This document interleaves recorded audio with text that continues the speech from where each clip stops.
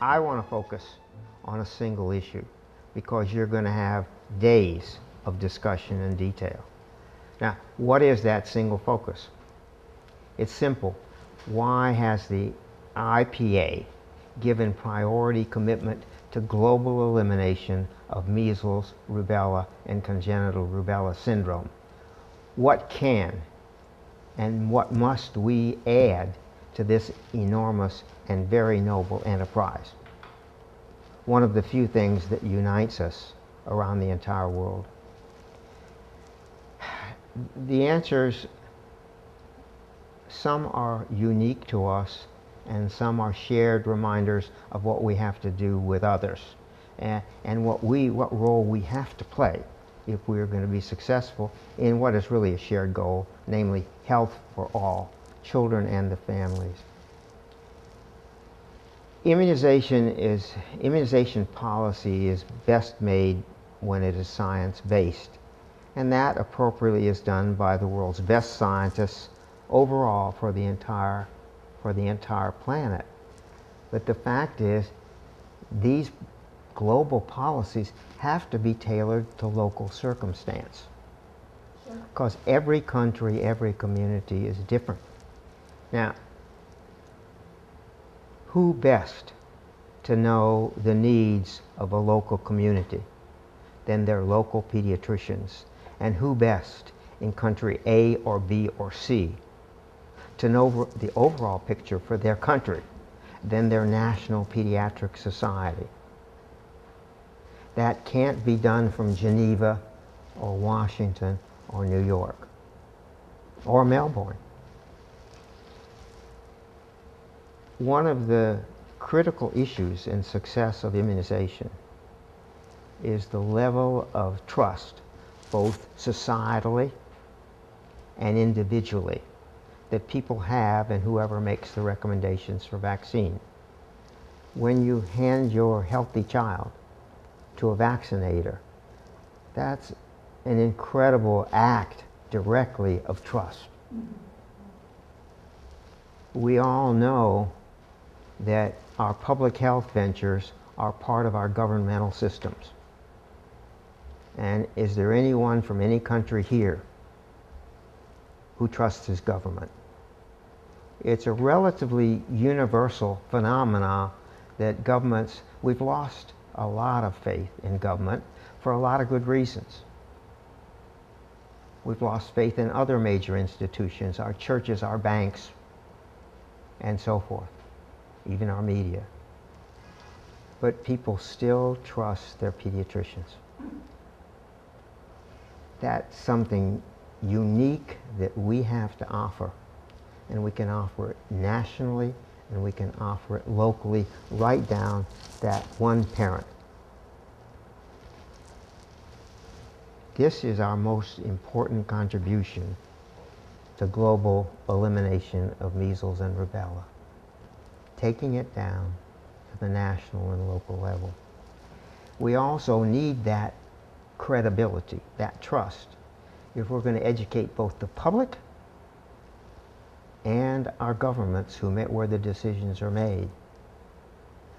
The good news, even in countries that have very few pediatricians, is that the well-to-do decision makers tend to have access to pediatricians. We've got to use that access to educate those influentials so that the policies they make will in fact reflect what's best not just for their children, which they dearly want, but also every other child in that country. No one can do that better than we can, in the aggregate as our national societies, but also as individual pediatricians. We've got to use that credibility to build public trust. We've got some other roles that are not quite so unique. One, of course, is direct delivery of vaccine. And in many parts of the world, pediatricians don't deliver vaccine. There are a whole host of other specialists and non-specialists and heroic vaccinators who are trudging through mud to villages, through streams, hot and cold, and in some countries, as you well know, risking their lives to do this. But we can help. There is another role that we can play that's really critical, and that's surveillance.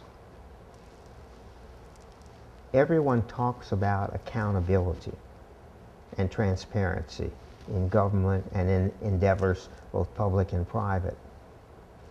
We can play a key role in that transparency, which is monitoring the effectiveness of vaccines. Public health authorities' obligations are to see if the vaccines are being used and their impact on the infections, especially as we control those infections. It's the community-based pediatricians who have to be called on more and more to make those diagnoses and make sure they work in partnership with the public health authorities to keep track. So surveillance is a function that we understand very well, and where we have not a sole or unique role, but a very important one. Another issue has to do with resources. Some wonderful philanthropists, ranging from the Gates Foundation to many of our national aid programs, have provided literally billions of dollars to get us where we are today. And that's wonderful. But everyone who looks at what remains to be done knows those resources are not adequate today. And equally important, that there's no security about those resources being sustained. Billions of dollars donated by countries and remarkable philanthropists have gotten us to where we are today, with the saving of tens of millions of lives. We're not there yet, and we need additional resources to finish the job today, or it slips away from us. I think Bill Gates at his foundation has made the point that we've got to finish polio off, or it escapes, as it's done before.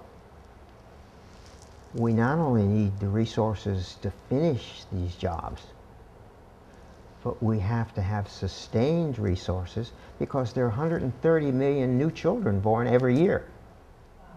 And we have to make sure that they get their vaccines, because all you need to do is skip a year or two and you're back in the soup again. That requires political will. Who better in every country to explain the importance of dollars for vaccine than our national pediatricians, both in the aggregate as their societies, and also in their individual conversation with their often very influential patients and their families. So sustaining resources, making the cost-benefit equation clear, pointing out it's not just humanitarian, but it's an economic plus, and from the politician's point of view, it's a fabulous plus for politicians who can say, look what we've done in our country. I can tell you, in the United States and the Western Hemisphere, our politicians are very proud to say, we've eliminated not just smallpox and polio, but we've eliminated measles and rubella too. So it's a win, win, win. But it doesn't happen by itself. And we, as individuals and in our national societies, have to maintain this issue of the sustainability of funding. That means the rich donor countries have to continue to give what they're giving and more.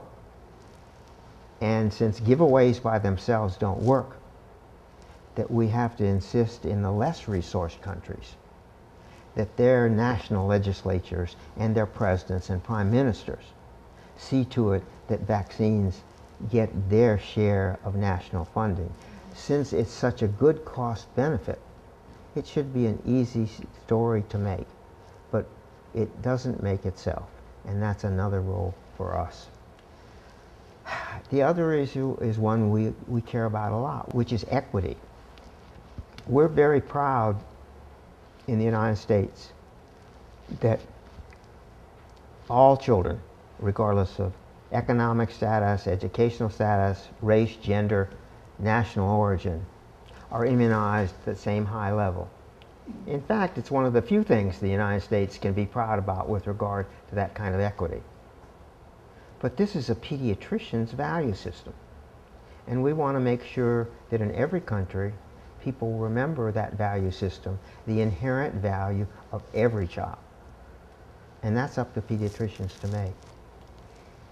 The other thing that will maintain trust and ongoing supportive programs is accountability, is respect, is transparency. And what we've learned from the Measles and Rubella initiative, and why we, the IPA, are in fact partners with the Measles and Rubella initiative, is that they 10 years ago pioneered the concept of partnership when WHO, the UN Foundation, UNICEF, the International Red Cross, our Centers for Disease Control, a whole host of civil society organizations like Rotary and Lions came together to say, we are going to eliminate these diseases. And they've learned to talk with each other at the national, at the global level. One of our expectations of this meeting, and that we've seen already from some of the countries we've worked with, is we've got to create the same partnerships, country by country by country, and they go from the national level to the community level. The county health commissioner has to know that the pediatricians, that Rotary, that Lions, that the Latter-day Saints, the churches, are working together. And so this is part of what pediatricians are good at. We work well together, and we work well with other people. So what's the added value? What's the unique contribution that we can make? There's this whole series that I just laid out for you, and I know that the rest of this meeting, in the next few days, will go into the details.